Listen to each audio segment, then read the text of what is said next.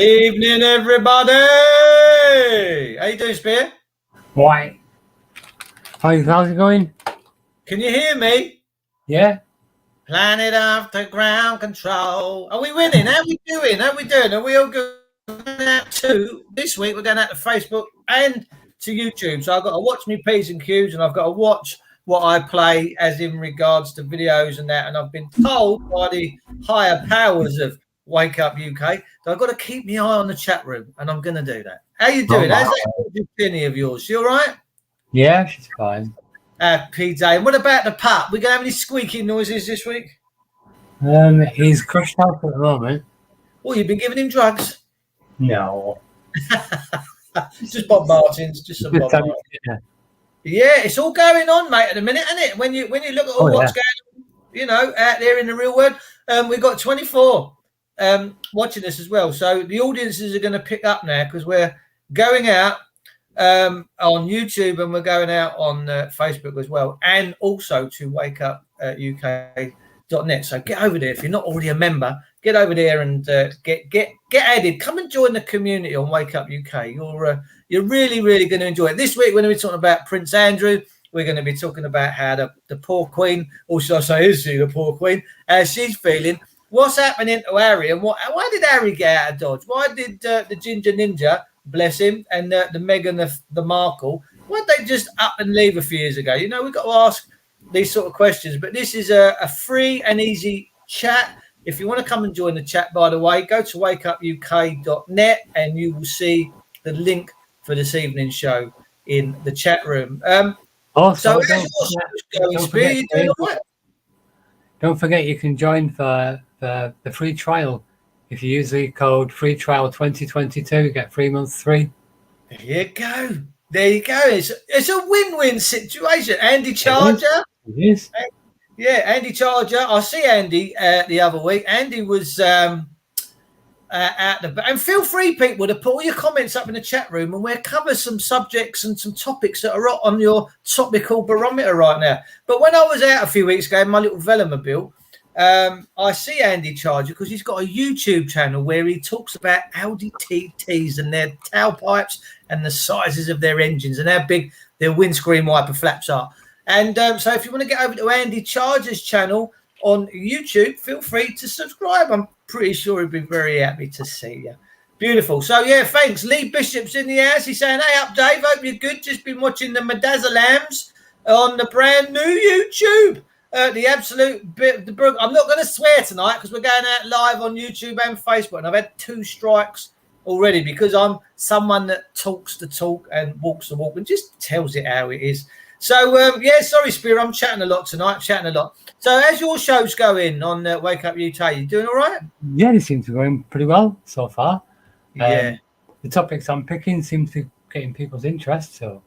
Yeah, brilliant, man. Brilliant. Got some good stuff lined up for tomorrow. Pardon? Got some good stuff lined up for tomorrow. Oh, mate, yeah, I do like watching your shows. They're very intriguing. They pull you in, man. You get stuck in the information, and it's good. Listen, guys, that's what we're here for. We're here to share information. We're here to impart information and make this world a little better place, and the internet's blowing up with new people, with new voices, with new attitudes, with new opinions and new ways of looking at things, whether it's from one end of the spectrum to how you put a nappy on your baby to the other one of our nuclear science or somewhere in the shipbuilding. Well, there's always a subject around the internet which isn't got a mainstream narrative attached to it, because we know with the mainstream media there's certain things you can and can't say. You can say this, but you can't say that.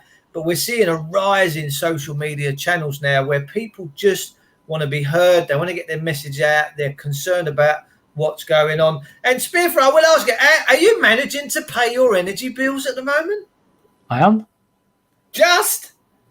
Well, I made an investment years ago in some solar panels. Oh, fabulous. Yes, same as, well, yes. Cut the electric down. I got rid of my gas completely. Brilliant. As you know, I've got electric boiler and everything. Oh, of course you have, yes. I still need to kick myself up the arse and get the hybrid inverter and some batteries in.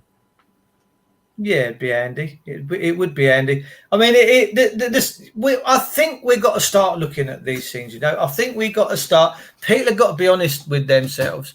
And if you can, if you've got some room, if you've got some roof, if you can, try and invest into other technologies where you're not relying on the grid. The grid's coming under a big pressure.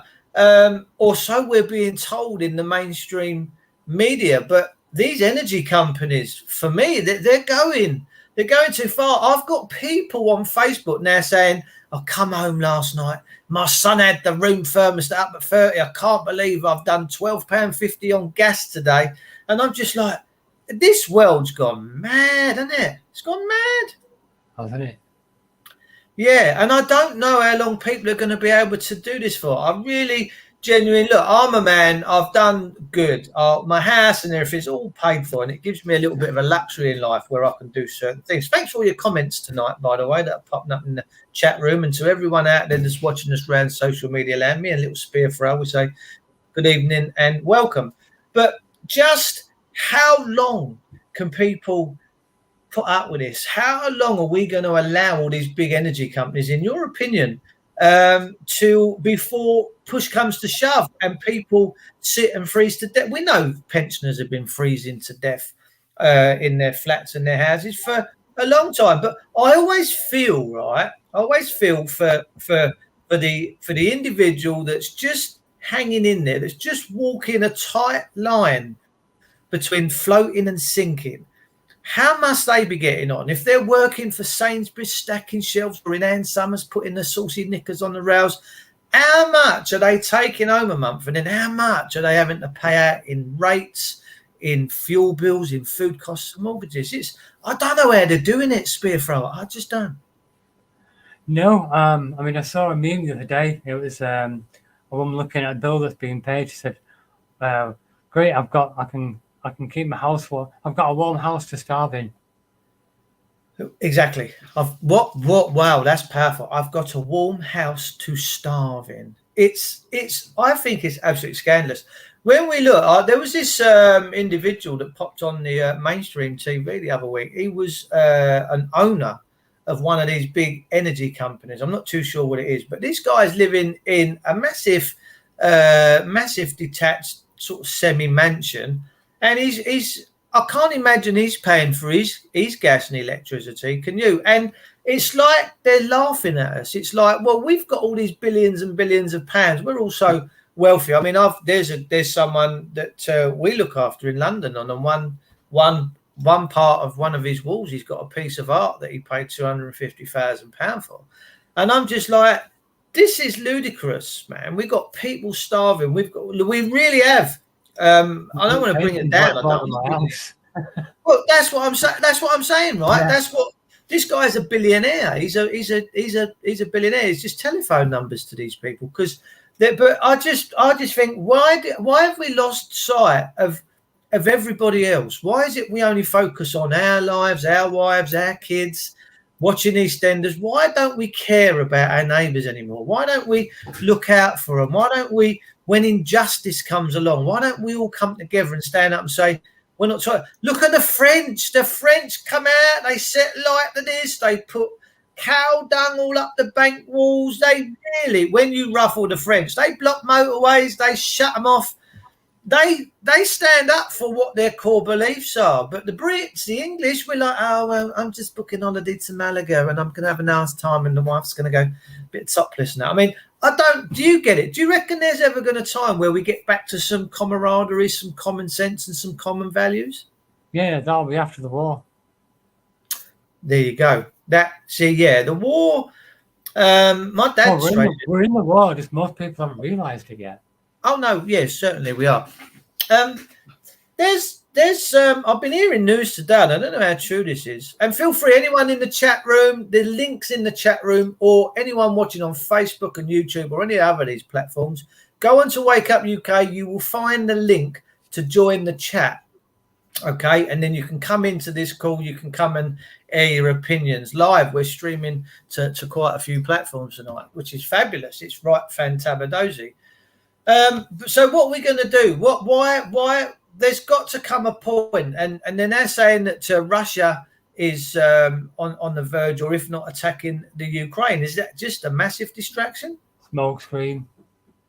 Yeah, I feel that. I said it right from the start. Smoke screen. Yeah, just started doing the hokey cokey on the media. They're going in, they're coming out. They're going in, they're coming out. Yeah, sounds like Jordan. Bless her heart. Mocky Mansions, lovely.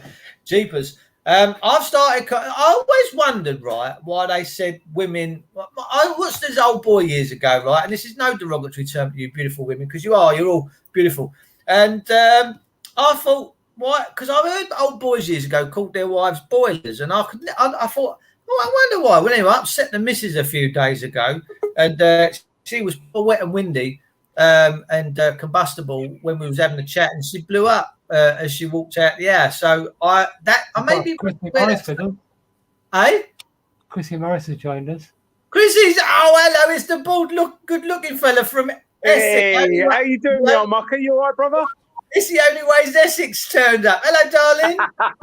Don't swear at me. The only way is Essex. I can't stand them. Oh, there. Listen. Yeah, I'm not too bad, man. Yeah, we're all good. Got my spear thrower in tonight, and we're doing the Love, Light and Laughter show with Dave Witcher. So, mate, it's lovely to see you. How have you been? Oh, bruv, it's been crazy. It has been. If anyone knows me and has been following the story, it has been absolutely crazy. It went, viral, international, you name it, mate.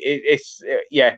But I've just got to sort of see where the old path takes me, Dave, as you know. Whatever happens, at least I can say, I can look at my children and say I weren't a coward. You know what? I've put myself out there. I've put my head on the chopping block, whether or not it comes off or not. But I've tried. I've done my bit. So how you been, fella? Mate, yeah, I'm really good. But I've got one question for you. Go on, bro. How's Barry Stamp? Well, he turned up, right? And this isn't the first time he's done it. He turned up around my mate's house to try and intimidate my mate to keep me quiet, because I've got all the dirty secrets of my local council. And one of those was that the former leader of my council, and I'll use the term loosely, a lady called Wendy Stamp, she sent me some very saucy messages. She phoned me, mate. She sent me some very saucy messages. She also phoned me and told me when her husband weren't around and asked me to jump on board. Now, she was a friend of mine, but the thing is, Dave, she's a 60-year-old lady, and quite simply, she's not my type. Yeah, I'm not a slut bucket. I'm not yourself. Yeah, well, there you go. Cut a long story short, after she'd made advances to me that I was a little bit embarrassed about. I didn't tell anyone because ultimately I'm a big boy. I know I'm sexy, and she's only human, so obviously she couldn't resist herself. So I sort of like put her at arm's length and didn't mention it because I don't want to know the woman outside of the work that I was doing. She just don't float me boat. And then when she went on national news and called me inappropriate, I got a little bit upset by it. I thought to myself, you know what? I'm inappropriate. You're the fucking one that's sending me fucking messages saying, oh, I've had really good sex this weekend. What you doing? And shit like that. Now, that is sexual harassment. It is. I'm sorry, mate. I didn't ask for her to fucking send me these messages. She's stalking my social media and asking me what my secrets are and telling me about her sex life and whatever else. I know what she was fucking trying to get round to. Didn't go there. So when she called me inappropriate on national news, I just thought, you know what? Pot kettle black, let's go for it.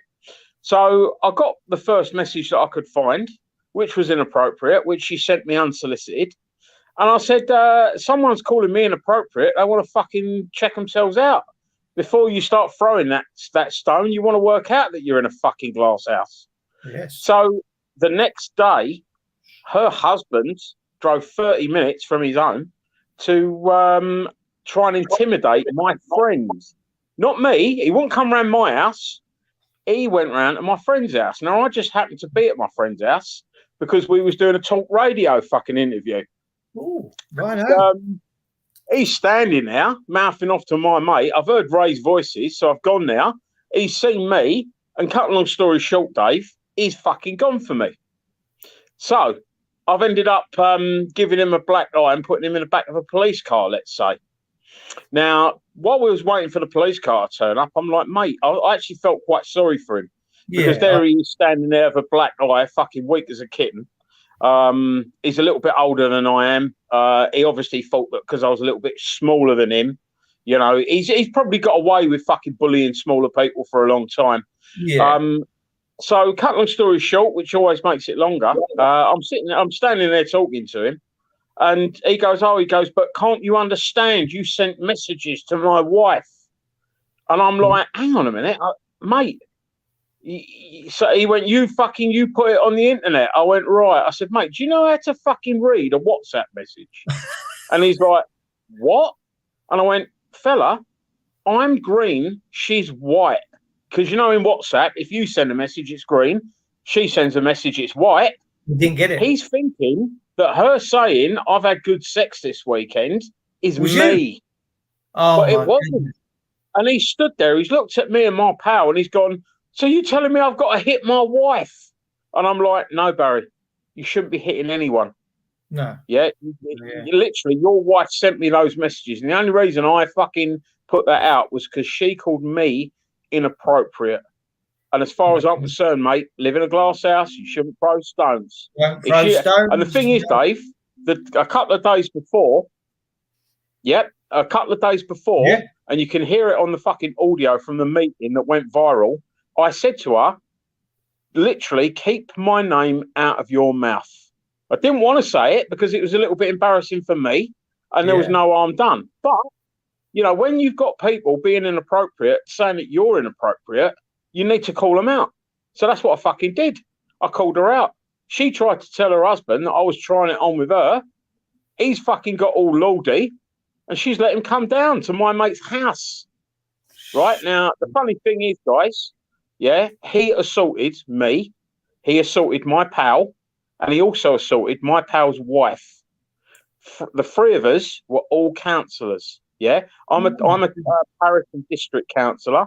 My mate Richie is the chairman of the local parish council, and his other half is also a councillor. So this guy drove 30 minutes, and the thing is, right, he parked his car away from the cameras, so he knew the fuck what he was doing. He was trying to hide his registration, and he's fucking come to my mate's house to mouth off at my mate.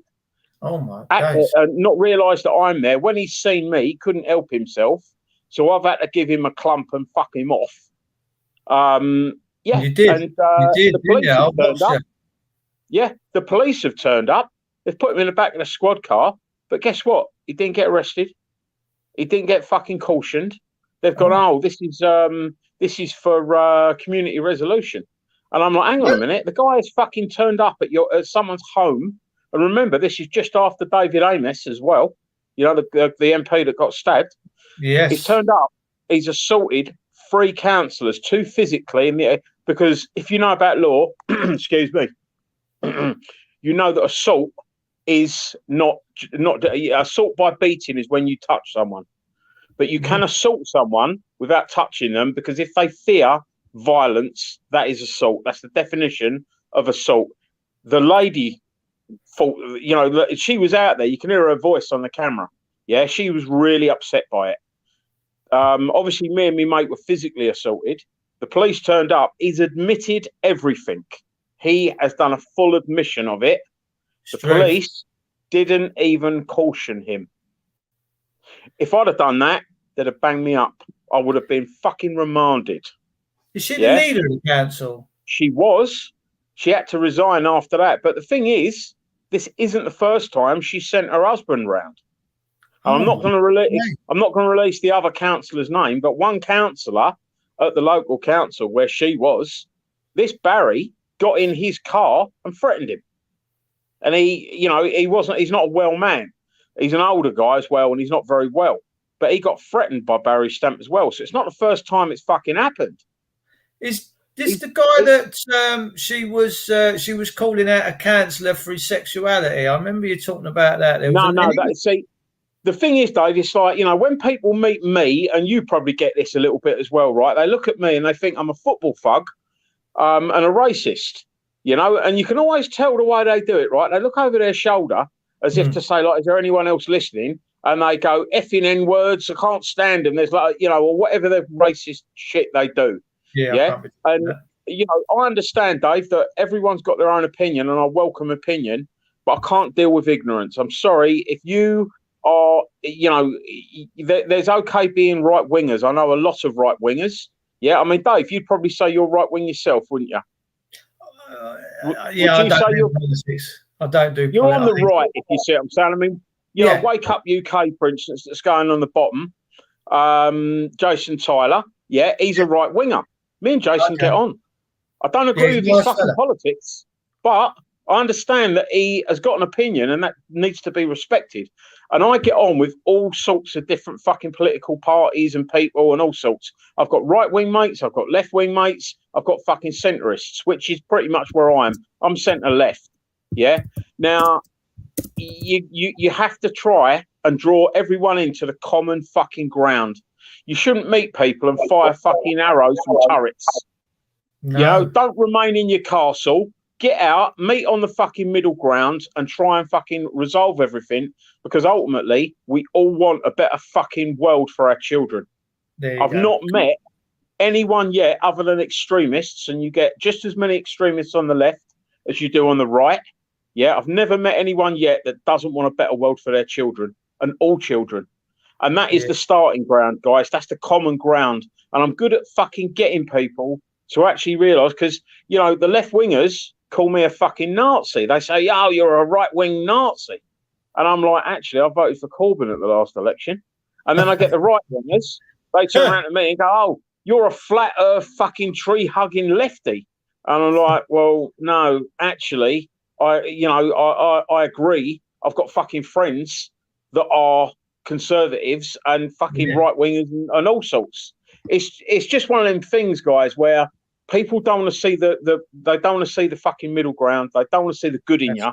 They're much happier thinking that they are right and you are wrong, and that you need to be fucking, how can I put it? You need to be absolutely obliterated because your point of view doesn't matter. But the thing is, everyone's point of view matters. Everyone's entitled to an opinion, and the quickest way to make to defeat your enemy is make them your friend. True enough, bro. Oh yeah. And if we talk, I mean, Dave, you're more right wing than I am. I'm more left wing than you are. But I love you, man. Yeah, I love you too, brother. Sorry, guys. Who else is on the panel? Sorry, I've been a bit rude. We got Alan. We got Alan in. Al, first thing I want to know, I've got two beautiful, bald-looking men in here tonight, and it's good. I'm liking it. Who's the sexiest one? Who's the sexiest one? Oh, well, I'll comment on that one off there. I don't want to offend you. I'm leaving, you bastard. You told me I was stretching. Nice. Hello, Alan. How you doing, mate? Nice to meet you. No, not too bad. Well, Dave, I went to see Kath. Fuck me, I had a bit of a ding dong in the hospital with him. You do what you have to fucking do to see your loved one. Whatever anybody says, whatever shit's out there, whatever people fucking want to say or do or think, it's entirely down to fucking them. I want to see my wife. If it means putting a fucking nappy on my face to see my wife, I'll do that. Right? Yes. At the end of the day, I had to put a mask on, otherwise they weren't going to let me see my wife. I put a mask on, and she was fucking, I tell you what, she wanted me to kiss her. She wanted me to jump on the fucking bed and cuddle her. Wow. She was trying to squeeze my hand, but she weren't very strong. Do you know what I mean? Mate, bless and I was looking at all the fucking tubes coming in and out of her, and I felt like fucking crying. Yeah, mate. Honestly and sincerely, I wish you all the fucking best, brother. That's you've given me a lump in my throat already. I don't even know you, bruv. mate, my honest, sincere fucking shout out to you, lady. I'm bro. so sorry you got to go through that, bro. Nah, sweet as that, mate. Sweet as that. But I have been really fucking at an air. I mean, I'm like fucking the tide, mate. When the fucking tide's gone, I've gone fucking right out, mate. And I've been out of it fucking completely. I haven't been the same guy. I haven't done any shows on Wake Up and all that. But yesterday, I thought, fuck me. I said, I need to kick up the fucking arse. Right? I need that proverbial kick up the fucking arse. I've done that thing on LBC yesterday. Oh, yeah. Tell us about that, Al. Tell us about the LBC. And you've not seen it? No. Put a link in the comments or something, bro. I need to see that. Abuse, right? Hey? LBC were doing a thing about Sheila's, whatever the Fogarty is it, or whatever her name is, does the 1300 to 1600, 1 till 4 slot on LBC. And she's talking about child abuse, right? And I got it. I had the fucking show. I don't know if I can play. I can't. Can I play it? No, because we're going on YouTube, but and Facebook. Jason's not bad, is he? Who? Jason. No, we can't play none of that tonight because we're going out on Facebook and we're going out on YouTube. We're trialing something tonight. Oh, right, okay, no problem at all. Got to be ultra careful, what happened was, I know they'll cancel you. There is, but I was being a bit fucking clever. I knew what I was doing, David. Yeah. Because what I did is I got in some names. Good for you. And I got the names out there. She's Alan. Well, what happened was I never thought I'd get on because I was waiting on the phone for about half an hour. And I went in after the fucking news and I thought, I'm not going to get on. They're just going to cut me off dead. And then when I did, she goes, Alan from Louth in Lincolnshire. And I went, and I fucking went for it. Good. I was like on a wild fucking stallion, mate. I tell you. I was riding my fucking bollocks off and holding on for fucking dear life. Alan the Mustang. Yeah, I fucking went for it, brother. I went big time for it. And I'll tell you what, I fucking, in the short time, I think I timed it, it was just under 5 minutes. But you can fucking say a lot in 5 minutes. Oh, yeah. If you're going at 100 fucking mile an hour, and do you know, like sometimes when you're on one, you can sometimes fucking be on one. When you talk, sometimes like I'm doing now, you can go for it. Especially if you know your shit, you can put it all together very easily. Alan, can you promise me now that you let Dave have the link for that? And Dave, could you put the link? I've not got Messenger right now, bro, because I get fucking overwhelmed. Could you put the link on my timeline, please, Dave? I think someone's put out Adam Tyra. Is that the link, Adam, that you've just put out? I've just shown it on the screen. I don't know. Alan, can you put the link up in the chat room if possible? But well done. Did they cut you off in the end, Alan, or was it all good? Because they said to me, "What have you ever had any counselling or anything like that?" And I said, "Not really, ish, right?" And she said, "Are you doing anything about it?" I said, "Yeah, I've served them and I'll put them on notice to say I was giving them fucking 21 days because they stonewall you." Yeah. We all know what they fucking do and the game they play with you. Look, on the 2nd of fucking June in 1953, Elizabeth Regina swore an oath to the fucking people of this country. She will fucking serve them and she would act and we would act under constitutional law of Elizabeth Regina. We don't this acts and statutes bollocks, right?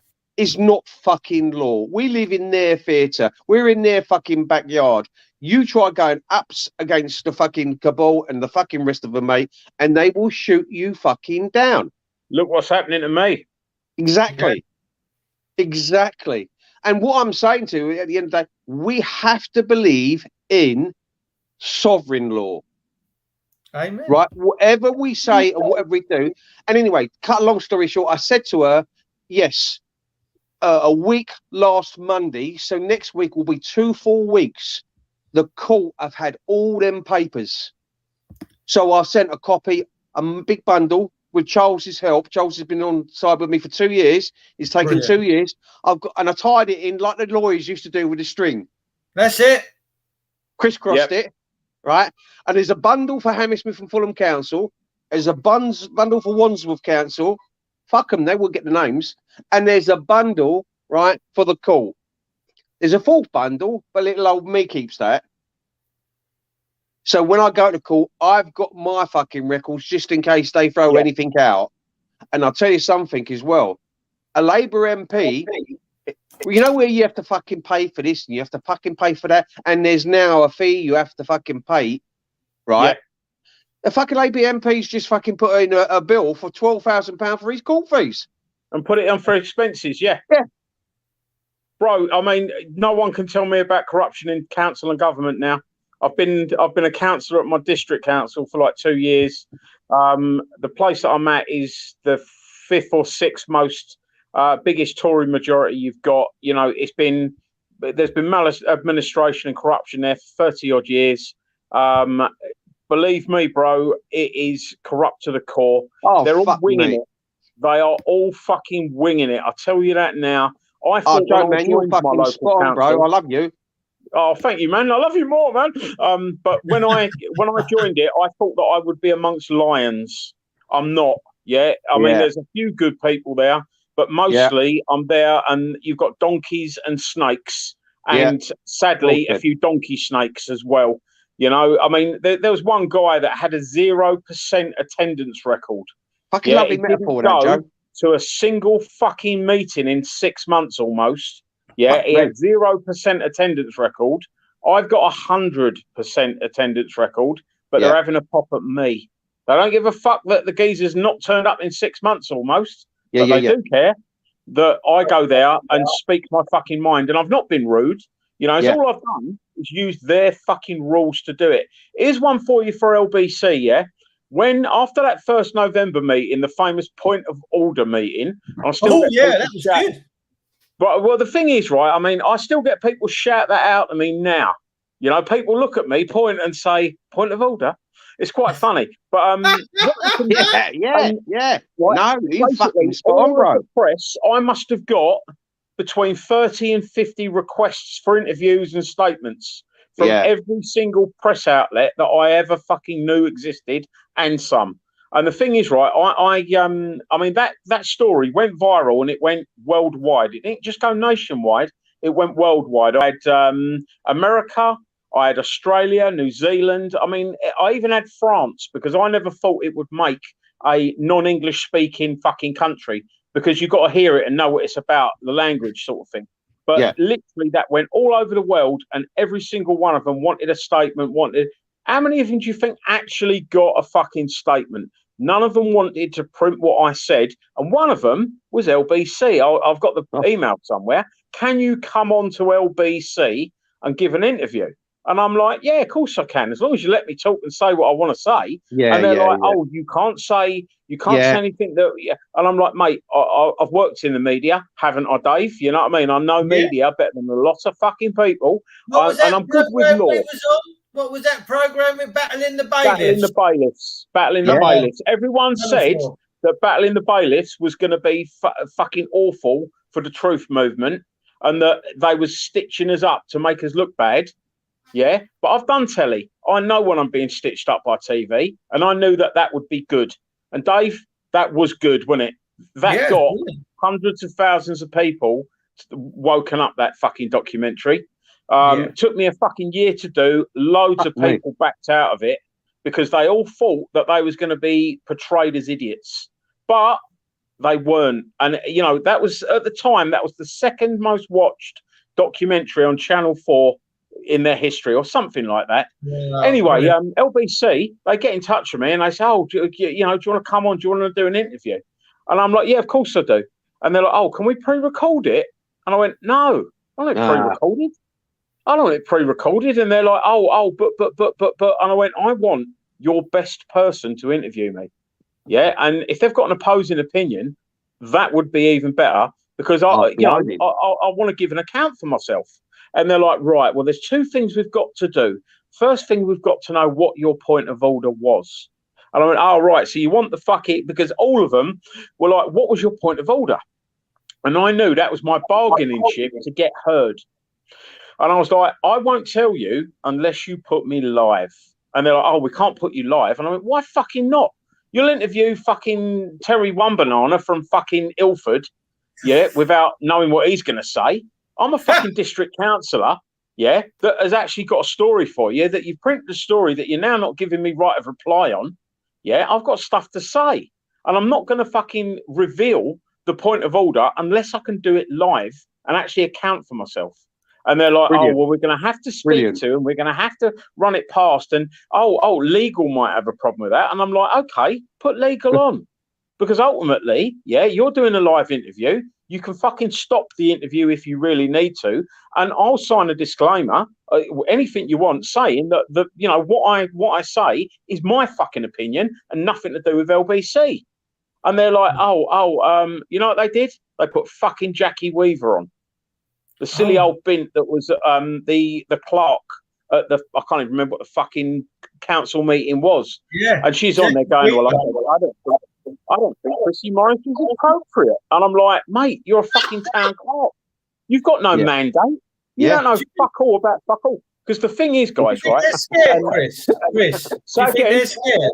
Do you think they're scared? Mate, Councils? Mate, Joe, I'll give you this exclusive now, Dave. I'll give you this exclusive now. They are absolutely terrified. Yeah, Malden District Council has got a very good chance of going into what's called special measures.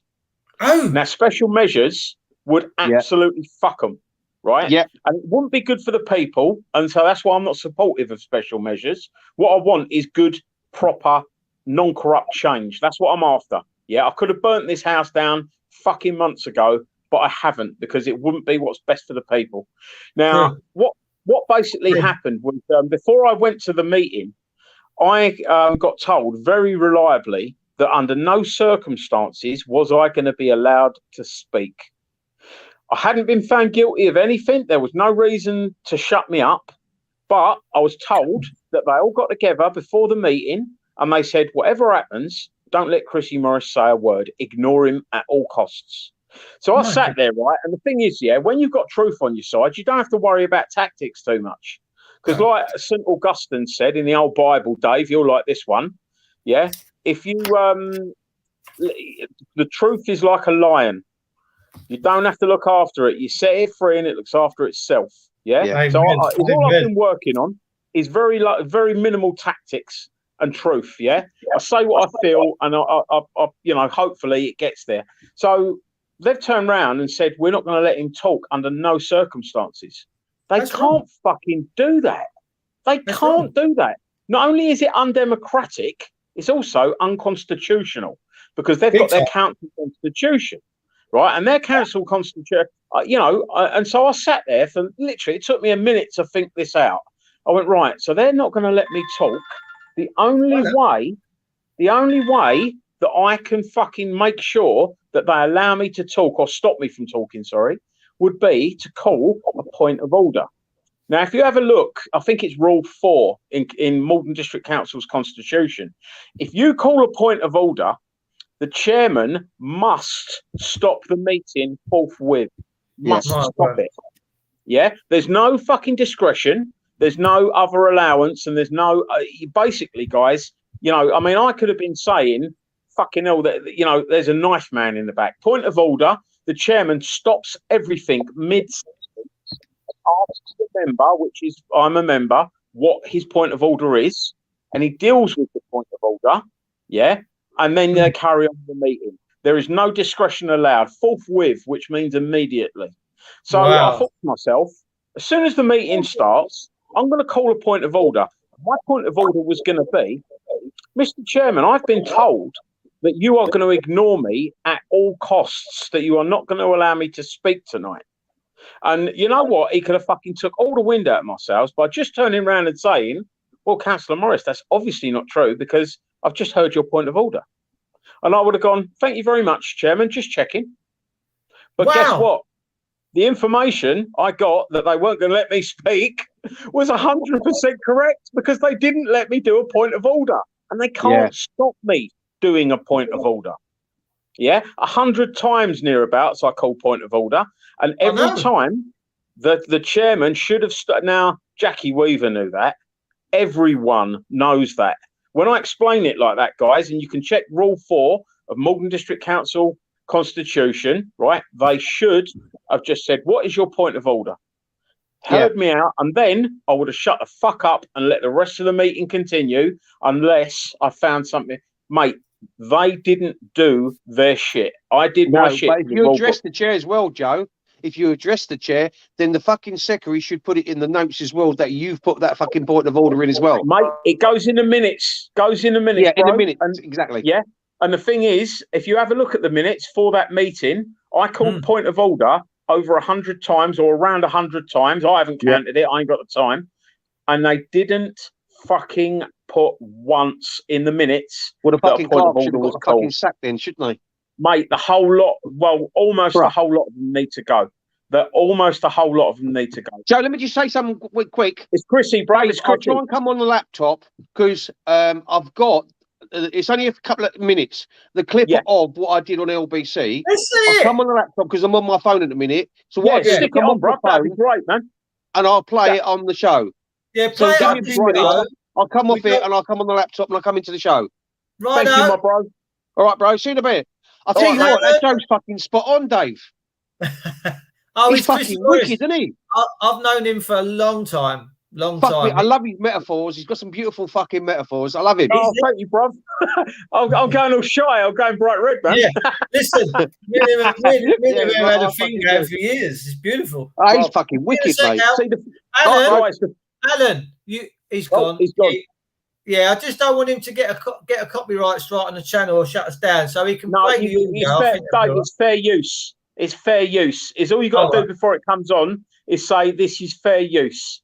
Yeah, you can do it, and they can't, especially if you say it's fair use. I mean, there's a little bit of legal jargon that you can put on the description as well, saying anything we use is fair use. You know, you've just got to say it's fair use for not for fucking commercial purposes. You're not charging anyone a beer, are you? So, but Dave, the thing is, right, is, and this is what I'm trying to get across to everyone, mate, and this is also directed at yourself. We imagine the world is a beach. It's a pebble beach. It's a sand beach. Now, every single person that's on this fucking beach, and the beach is absolutely beautiful. Sometimes the tide's in, and and there's waves crashing around you. Other times the tide's out. Sometimes it's winter, sometimes it's summer, but the beach is always beautiful. On a hot day with a tide out, it's more beautiful than ever. And everyone in this world is either a pebble or a fucking bit of sand. Now, what you've got is you've got a fucking yob walking around this beach, causing a fucking scene, kicking stuff, shouting, ranting and raving, and basically he's ruining the whole beach. Absolutely. Now, that yob is the fucking establishment. Of course it is. That is the government. They're ruining our fucking beach. They're kicking us around. Remember, we're sand and we're pebbles. The thing that needs to happen is the pebbles, they're useless on the beach if they're just on the beach. The pebbles need to get into the bully's boots. You get enough pebbles into that bully's boots, and that bully... Hang on. Yeah.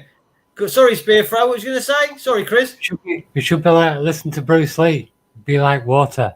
Man. Yeah. That's it. Sometimes fight like a lion, other times fight like water. But that fucking that bully that's walking around ruining our beach, we the pebbles, because if you're not sand, you're a pebble. We need to get into his boots, right? Because after too many pebbles in your boot, you stop him, don't you? He has to sit down.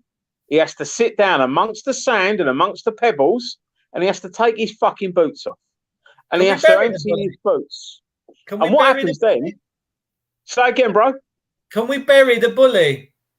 Well, that's the thing, mate. Let the bully work for us, because there are things we need the bully to do, like keep other bullies off the beach. But if we get him to take his boots off and fucking actually experience the serenity of the fucking beach, maybe he won't want to fuck it up so much. He'll sit there and he'll go, you know what? I'm actually enjoying sitting with the pebbles and the sand.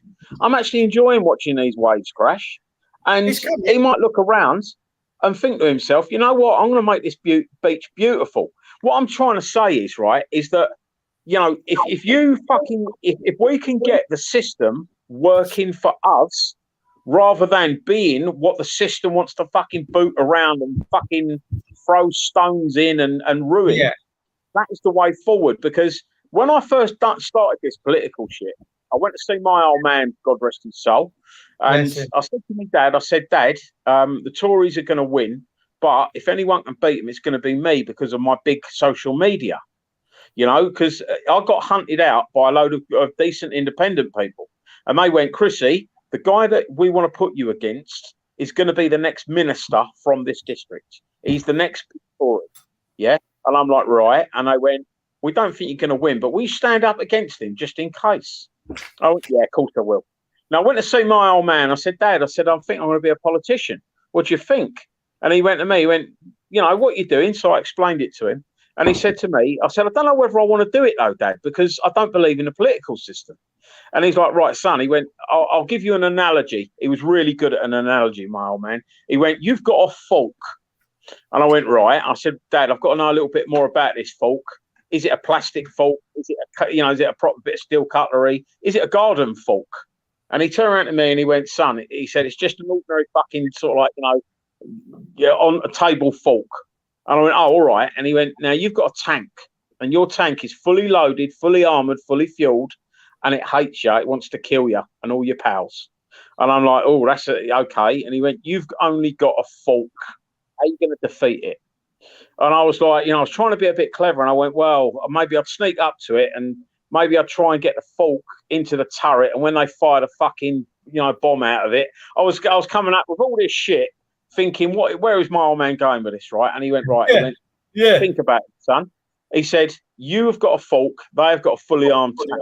The only way you're going to beat a fucking tank only armed with a fork is if you can con your way inside it and then stab all the cunts in it.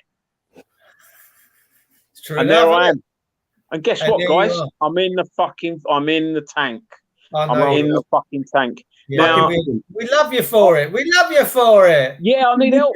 I don't want your love. I want your help. Yeah, listen, I'm fucking drowning.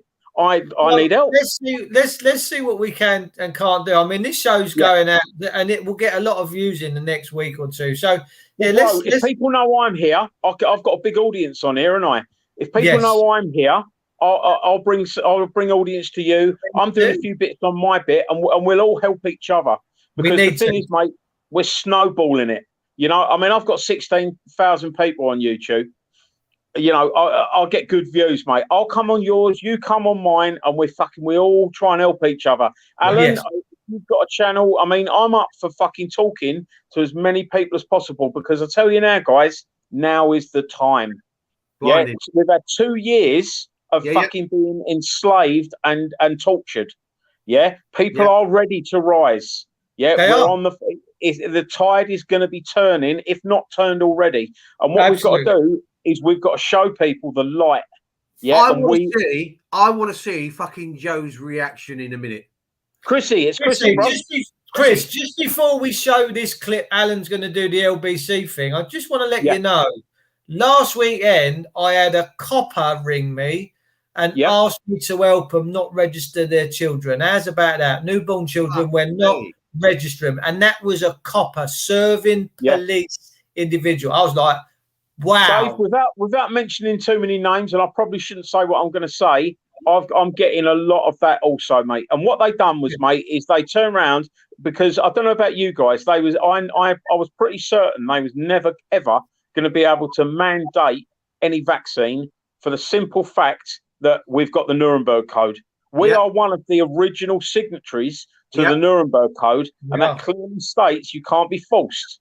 Yeah. If you're pro-vaccine, mandatory vaccine, you are anti-free choice. And that is massive. The thing is, right, if people want to go and do that, then, I feel bad. And I hope that they've got, informed consent. Trouble is, very few people have informed consent, but you can't you can only try and warn people. Now, when when what they've done is they've looked at it and they've gone, right, what sector is the most caring? What sector will be the easiest to fucking intimidate? And that sector is the care sector. Because if you're a carer, yeah, on the whole, you're a caring person. You wouldn't be in the care sector if you didn't care about people, right? So they're the easiest to intimidate because you don't think about yourself. You think about the people you're helping.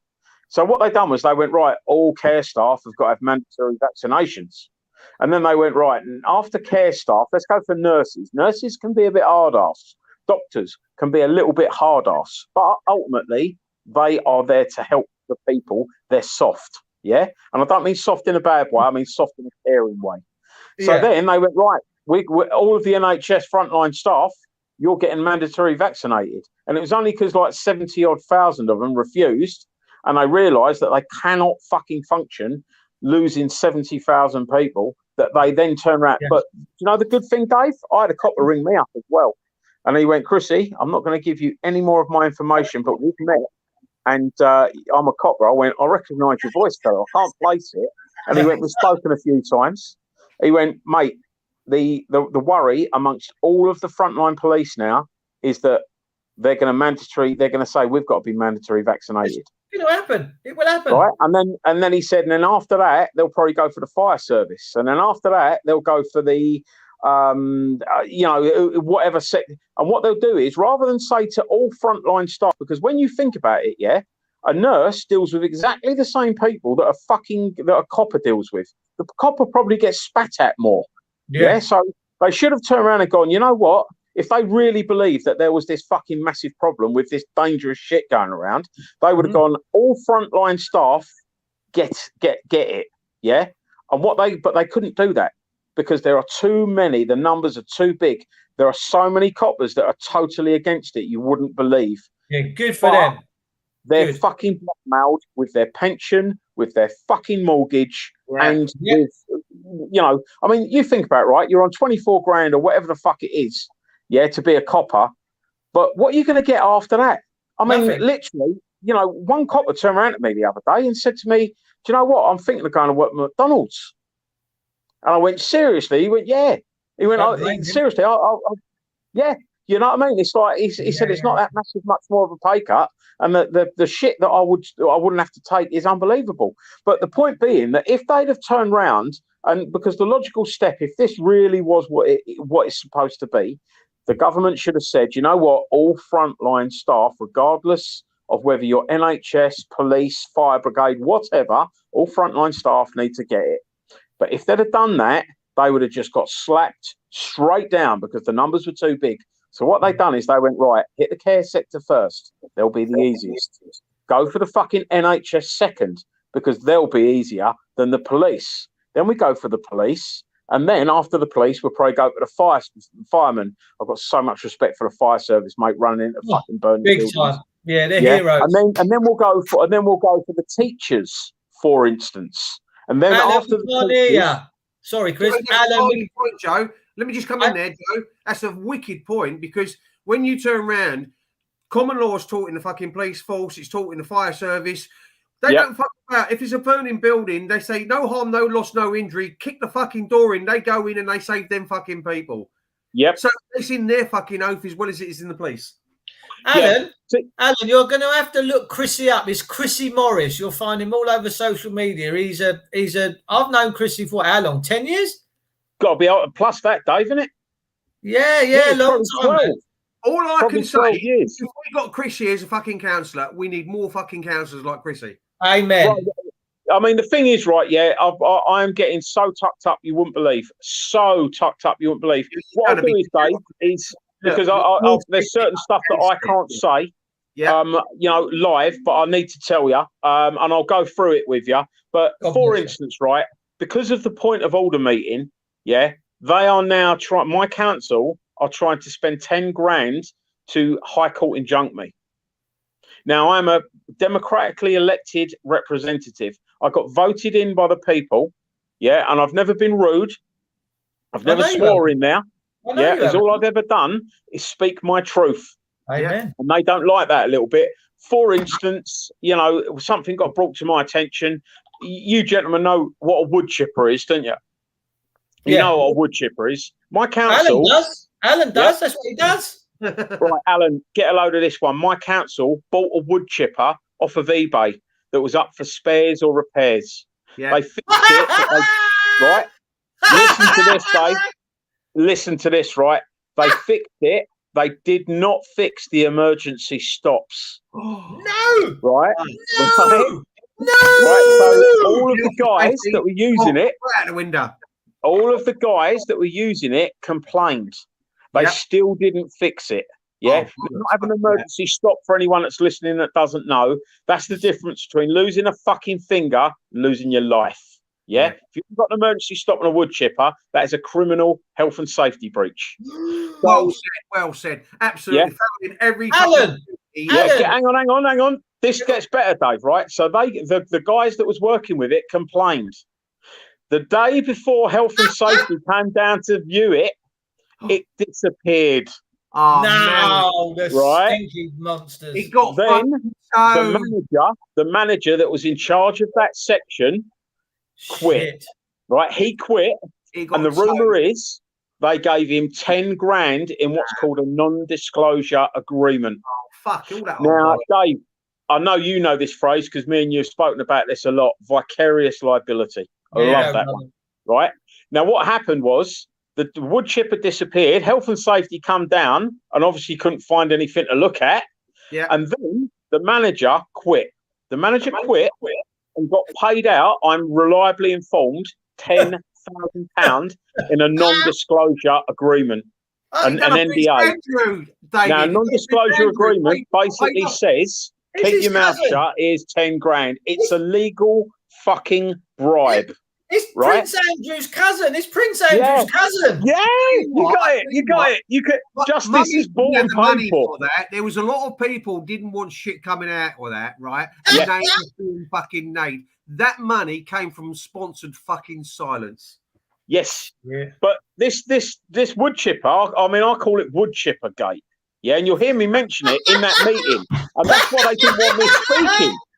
But get a load of this, right? One of the people that authorised the payment is the man that would be up by vicarious liability for the criminal health and safety breach.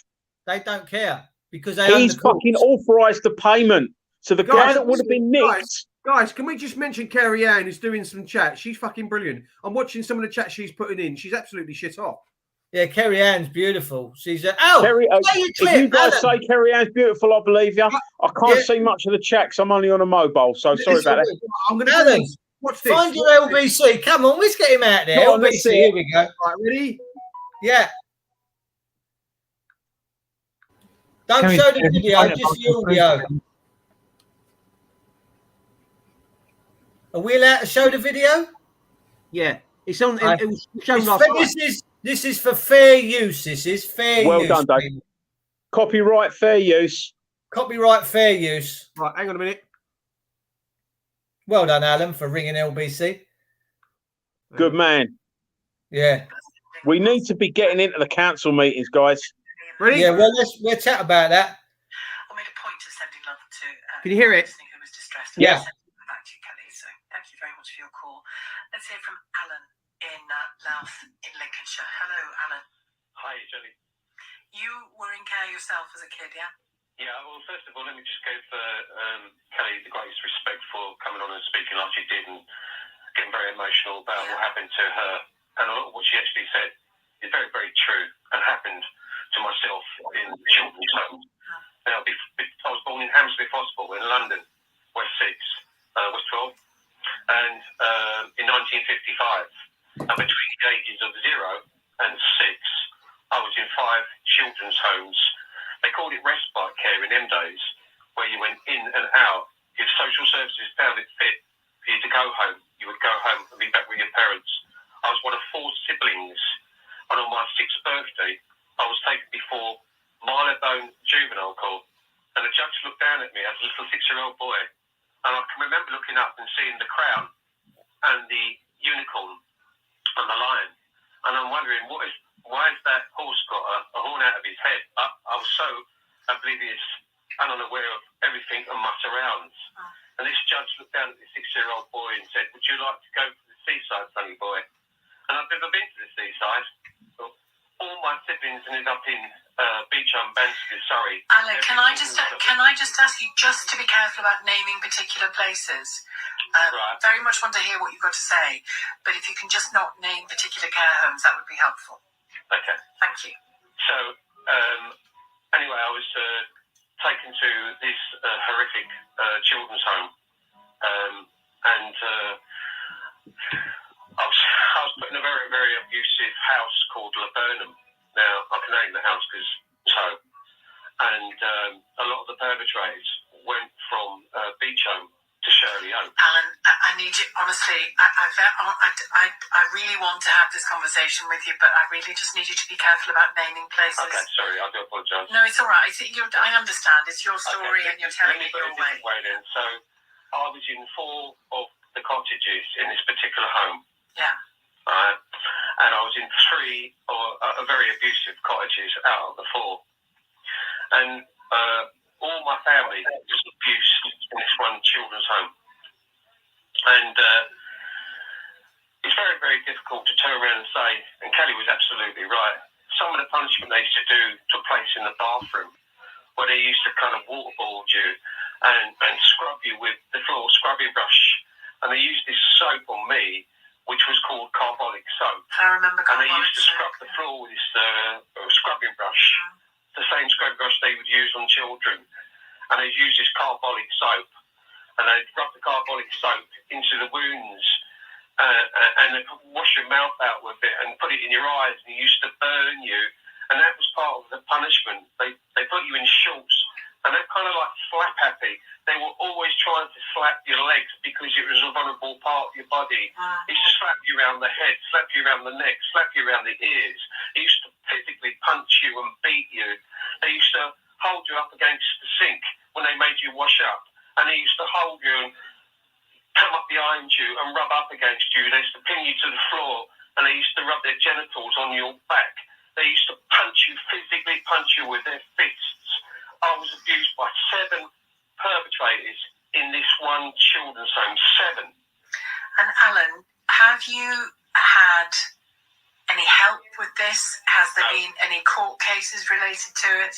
I'm taking both my counsels to court now. All right, well, we'll leave it at that in that case, simply because you're about to take them to court. I'm so sorry. I'm so sorry for what you lived through. And again, there are similar themes, really, or similar thing happening with regard to trafficking and with regard to the brutality that people experienced in care, and in some cases are still experiencing in care. I think those of us who don't live those lives, move in those circles, we turn a blind eye, sometimes through ignorance, sometimes because we don't want to look. And I think calls like Kelly's and our last call of that, it's so important from Alan and Kelly to listen to what they've got to say. We can't turn a blind eye. That was it, basically. Thank you, Alan, for your... That was it. Well done, Al. Well done. I don't know if you could hear it all, but I was determined she weren't going to let me shut me up, basically. I had to get the names out. I got about 3 names out. And at the end of the day, if you say the population of London's 10 million people, now, I don't know what the audience was at that particular time on LBC. It was kind of like I had to go for what I did. And I was... Ripple effect, brother. Ripple effect. You guys, whatever you guys think, but I did my best. Can I come in, Dave? Can I come in? Alan, mate, I've got so much respect for you, brother. I really, really have, mate. Most people that was in your situation would have fucking suffered that in complete silence. And you coming out and saying that, mate, you empower everyone else to change the fucking system, because people know that bad things happen. And because they aren't spoken about, they live in their fucking apathetic little world. And it's people like you, mate. You've got my total respect, fella. Thank you ever so fucking much, bruv. You need to put yourself up as a fucking counsellor. We need you. We need you to fucking speak your truth, mate, and change the shit that's going on. Because, bro, I mean, you know, I know the most corrupt, and remember, I work in the, you know, I'm a councillor at my district council. The most corrupt fucking system, government system in this country is the family court system, without a shadow of a doubt. Listen, Beach Home was in Banstead, Surrey, and the 164 bus in my day used to go to Malden, from Malden to Epsom. Right. Beach Home was in the middle of that because it's on the way to Epsom Downs. Yeah. I think you're because I'm in Malden, which is where the salt's from. MAL. Yeah, I think it was used to Malden. Yeah. Everyone gets Malden and Malden mixed up. Yeah. So just remember, we're where the salt is and where the good-looking bald men are. So you'd fit right. You'd fit right in. I've sneaked that one in under the table. You know it, man.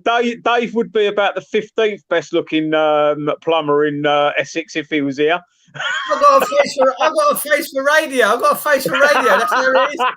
Well, yeah, you two are the only ones. But hang on, let's turn my camera on. There you go. I'll give you a little bit of Chrissy Morris. No wanking, gentlemen. You two could be twins. It's like Danny DeVito and that, isn't it? It's like, what? Oh, wait. Good-looking twins. Good-looking twins. Listen, I'll tell you what. You wouldn't get a fucking word in edgeways with Chris, and he's fucking absolutely right. You went to a fucking council meeting. The trouble is, they fucking stonewall you. They put you into that fucking cul-de-sac and they try to shut you fucking down. It's like you were saying about that village fucking clerk. Well, I ended up getting on fucking YouTube. What an absolute cunt. Yeah. See, the thing is, right, is like, he was the village clerk, and this is what that they want us to forget about, yeah? When you get voted in, you are a voice for the people. Whether they like it or not, they've got to listen to you. Because you've been voted in, and I look at it. I call them shadow workers now. You know, do you remember Yes, Prime Minister, the sitcom? Yeah. There was a sitcom on the... It weren't a fucking sitcom. It's a documentary. Yeah. Honestly, right? So what happens is most of these councillors, and I'd say probably 50, there's 31 of them where I am, 15 or 20 of them, right, get in, they win the election, then as soon as they get in, they want to be called councillor. And the thing is, guys, I mean, Dave will tell you, I only would like to be called Chrissy. I'm forever, they're calling me Councillor Morris. No, and I'm like, please, call me Chrissy. I do not want your fucking, fake adulation. And I don't want the ego stroke, right? I just want to fucking do my best. And I'm a living man. Yeah, I mean, the thing is, right, the way I look at it as well, I mean, I love some of the old constitutional law stuff, and I love some of the fucking sort of like, let's say, more wacky takes on law, freedom of the land stuff. Now, if you look at it and take it on its own merits, it's got some good fucking merits. It really has. But who the fuck believes it? And do you sound like a... See, the thing is, right, it's like, after that meeting, I had a load of local residents said, we want to come up and support you. And I went, okay. I also had a lot of... I had a lot of professional protesters ask as well. Yeah, me and Dave, we know a few of the old Guy Fawkes wearing masks fuckers, didn't we, Dave? Yeah. No, we can get through together. We've been there, Dave, haven't we? We've been there. That's what I'm saying. I mean, we can find hardcore protesters that would tear up. I mean, Malden's only a little fucking place. Yeah, I know. I do know the difference between them two. What I done was I spent hours persuading all of the professional protesters not to come, but I encouraged the local residents, and we ended up having 15 local residents. I was probably the youngest person there, and these people, one was an ex-copper, one was the two of them were school teachers, and they were literally good middle England, middle and older aged people that literally wanted to come up, watch what goes on at the council and speak because they had genuine concerns. And I always remember, right, when I used to work for the BBC as security, not just a security guard, as a specialist security officer. And I used to go out with a fucking, outside broadcasting teams to the dodgy places. And I can remember doing a May Day demonstration thing, and it was near BBC Radio. And the film crew found the wackiest looking, youngest person they could that would agree to do an interview. And I'll always remember she had either purple or green hair. She was wearing an anarchist T-shirt, with a big A on it. Yeah, dressed, I think she had Dr. Martin. She looked, I'll be honest with you guys, she looked awful. She looked exactly like the person you wouldn't want standing outside your house shouting. Yeah, right? She was quite young. An Angie. But she was, Like an Angie. she was so clever, yeah. And they interviewed her, and they kept on asking her question after question after question, and she gave really good fucking answers. Yeah. And every time she gave a good answer, they'd go, right, let's ask for another. And in the end, because they ended up like, you know, belittling her and being really condescending to her, they asked her a question, and she gave them a really flippant answer. And they all looked at each other and smiled and went, "Thank you very much." Now, later on in the news, the only fucking question that they put, they didn't do the 14 other fucking questions that she answered really eloquently. They only showed the one, right? And that is exactly how they fucking want to portray everyone. Yeah. And they want everyone to think that, you know, we're all wearing anarchist tops and we've all got green hair and we're all really angry and whatever else. So what I said to all the guys at mine was, if anyone says anything to you, just say, I'm an ordinary person that is really concerned. Yeah. Yeah. Because we need the battleground for winning this war. And mate, we're in a war. Make no doubt about it. Just because there ain't tanks and guns, we're definitely in a war. This is a fucking spiritual war. Yeah, the thing is, these geezers, these people in charge, right? They know that the middle ground where all of the fucking, you know, war and the battles will be won is with the middle England people, the people that don't usually complain, the people that are just concerned, that won't come out of their houses, that will do as they're told, that will put the masks on, that will take the jab, whatever else, right? But those are now, they're starting to realise they've been conned. Yeah, and if we shout at them and say, you've been conned, you're an idiot, that will entrench their view. What we've got to do is go, you know what, guys, you know, hats off to you. You wanted to do your best and you believe someone that lied to you, you know. And I mean, I spoke to someone today and I changed them straight round because they turned around and they said, oh, yeah, there's a new variant coming out. I went, yeah, if you have a look at the fucking actual science and the history of it, yeah, what happens, and I won't say too much, Dave, because I don't want to get anyone struck or anything like that. So what actually happens is, as it gets more transmissible, it actually becomes less virulent. And they're like, oh, right. I said, that is the majority of these things. That's the way it happens. Yeah. So it's not that anything they're giving you is fake. And they're like, and I said, and anyway, I said, do you know what if it goes wrong, do you know, where you're gonna be able to sort of like claim any liability from? And they're like, what do you mean? And I went, well, you do know that no one's got any liability. If anything goes wrong, if you was to sort of like have a seizure, if you was to be injured by this, no one has got liability. And they're like, I didn't know that. And I went, Google it. That's what they're saying. I said, and the other thing, I said, do you remember 2 years ago, how many people did they estimate would die? And they're like, oh, it was a few. I said, it was a few. I said, it was fucking 500,000. They scaremongered everyone into thinking that 500,000 would die. And they went, oh, yeah, but 140,000 have. And I went, right. I said, yet again, you've been fooled with wordplay. Now, I'm a diabetic. Yeah, I'm a diabetic. If I walked into a fucking bus, which a lot of people would love to see, if I walked into a bus and died, yeah, they could turn around and say, Chrissy Morris died with diabetes because I'm diabetic. Don't mean to say that diabetes killed me. I said, now, rather than ask yourself how many people have died with a disease, ask yourself how many people have died from a disease. There you go. And they're like, oh, I get you. I see where you're going, man. Oh, and the last one I left them on, I turned around and said, look, really, really simple, yeah? Do you know the death expectation? Can't remember what's it called. The mortality rate. Yeah, the mortality age, the average age of mortality. And they went, oh, it's quite high. And I went, yeah. Morbidity, yeah. I said, it's basically the age that you're supposed to pop your clogs in this country is 81.1 years. And I went, yeah. And I went, do you know the average age of this disease death? And they went, and I went, it's 82.4. Joe, let me just come in a second, Joe, just let me just come in a second. A friend of mine and Dave called John Wedge, and he's not everybody's cup of tea, but there are John. a lot of people out there that can say whatever they like. I've known John 4 years, and nobody's ever. They've said and trolled and done lots of fucking things to him. No one's ever brought anything to the table. This guy is a highly decorated fucking police officer. He was fucking one of the most successful police officers in the Metropolitan Police. He started on the river, on the fucking River Police, right? And then he fucking went from there to serious crimes. And you remember your fucking amusement arcades, your bright lights where the kids used to go and your paedophiles used to go and the kids were attracted to it, and your grooming gang started from these fucking places, and it's fucking spread like wildfire.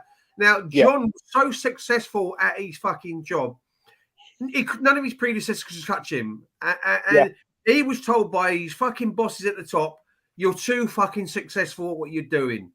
They've tried to smear him, haven't they, Alan? Shut the fuck up. They try to do. If you look at a program called Line of Duty, I know it's not everybody's cup of tea, it's on the BBC. That is John Wedge's fucking case to a T. The Line of fucking Duty. It is John's case. How they got the information, I fucking never know. That is Alan, Sandra Dick, right? Because Sandra Dick, who's the commissioner, is played in it. The woman who plays in the part of it is her. And that is the fucking same woman who gave orders to our fucking John Claude Mendes fucking shot in Stockwell tube station. Presenda Dick. Never fucking Everard, the fucking copper there. The fucking police that took fucking pictures and put them on the internet of fucking dead bodies at a fucking murder scene. And fucking coppers openly fucking spouting about raping women. Guys, we've got a couple of minutes left on the show. Last point of view. Can I just, Alan? How do we clean it all up? Basically, I mean, we keep on fucking trying to, the phrase I like to use is that we're lopping at the branches. What we need to do is strike the root. We need to get good people into the good positions. While you was away, Alan, I told Dave my little analogy about the fucking thug on the beach and how we get enough pebbles in his shoe to make him sit down and appreciate the beauty and work with the fucking beach rather than run it, if you see what I'm saying. But Alan, I've not been able to do this because I've legally had my hands tied. But I'm going to start now, mate. And I'd like you guys to help. You'll probably be able to push it further than I will because of legal restrictions. But we know bits and pieces ourselves because we're quite. What I've noticed, mate, is that basically what happens is obviously we know that the conviction rate for sexual offences on children and stuff is fucking awfully low. And I can understand why in a lot of cases, but what's happening is when you have a child that has been sexually assaulted or sexually abused, what they do is they write that case off. If they can't get a conviction for it, they write it off as inappropriate behaviour. So they don't have to log that there is a sexual abuse victim that they then have to help. Disgusting. Now, if you look, and I'll send you a video when I started this. It's a couple of years old, and basically, mate, I'm in a council meeting. I'm talking to the top copper in the area and the police and crime commissioner as well. So I'm not talking to chumps. Basically, what happens is there is no such thing in law as inappropriate touching or behaviour.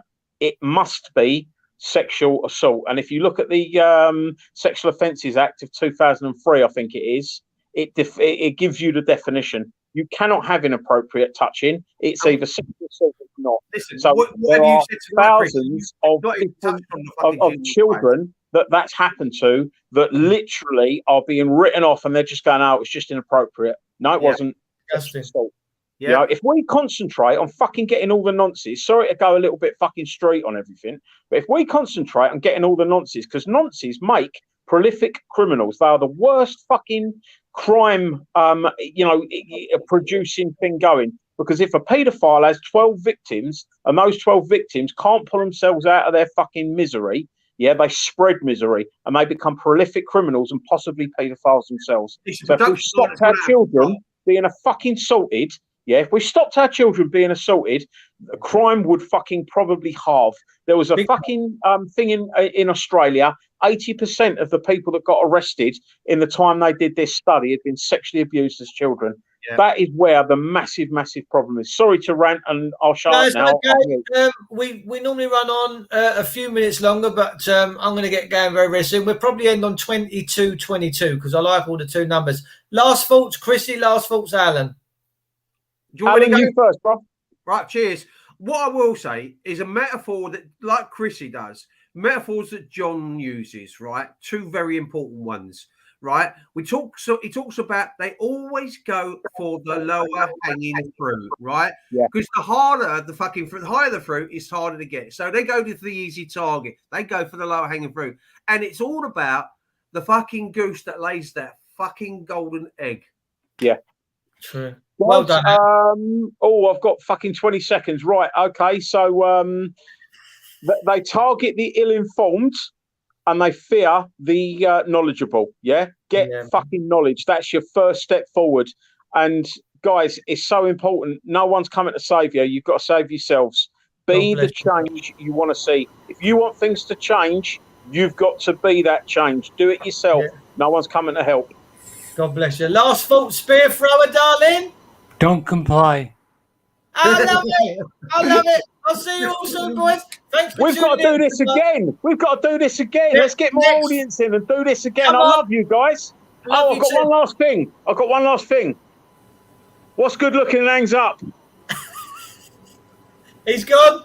Alan, thanks, darling, for tuning in for the show tonight. It's wicked. We've got out on YouTube and we've got out on Facebook and other platforms. If you enjoyed the show tonight, jump over to Wake Up UK and join. It is free and you can pay a subscription to support the channel if you wish. Send Chrissy a link to me so I've got him. I will do. And he can see some of the stuff that I do, and either on Facebook or whatever the case might be. Or if he wants to friend me, whatever the case may be, he sounds a fucking blinding geezer. He's a top man, mate. He's a top man. A fucking wicked bloke. Yeah. Thanks, Chrissy Morris. It's a brilliant show. Yeah, I've known him a long time. Yeah, we'll be back next week. I'm going to play out now with a Be Right Back countdown, and that will bring us into next week's show. So thanks everyone for tuning in tonight. I hope you've enjoyed the show, got your popcorn, got your coffee, and what a fabulous show we've had tonight. Alan, God bless you, God bless your wife, and I'll see you all soon. Take care, people.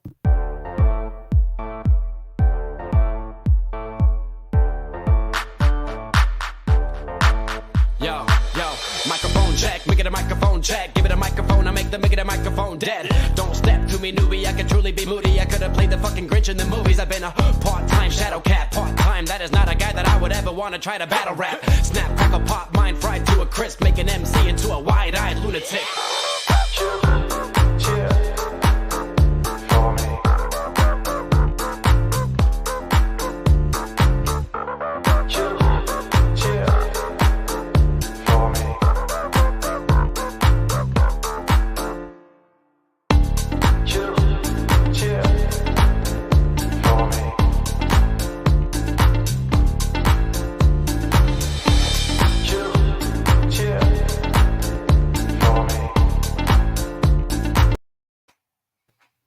Righto, see you soon. See you, bro.